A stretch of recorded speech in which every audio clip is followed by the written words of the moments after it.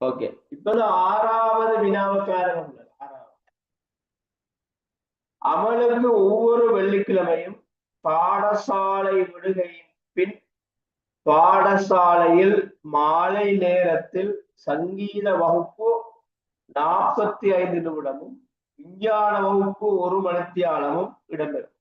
அமலுக்கு வெள்ளிக்கிழமை பாடசாலை விட்டத்துக்கு பின்னுக்க மாலை நேரத்துல சங்கீத வகுப்பு 45 நிமிடமும் சங்கீத வகுப்பு 45 நிமிடம் நடக்குமா, விஞ்ஞான வகுப்பு 1 மணித்தியாலம் நடக்குமா, அது மாலை 3:30 மணிக்கு ஆரம்பித்து இடைவேளை 20 நிமிடமும் வழங்கப்படுமாய்.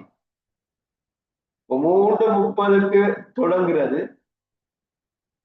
1 மணித்தியாலத்தை கூட்டினா 4:30, அதோட 45 கூட்டினா 5:15, அதோட 20 நிமிஷத்தை கூட்டினா 5 பிற்பகல் 5:35 அந்த வகுப்பு முடிஞ்சிருச்சு. சரியா?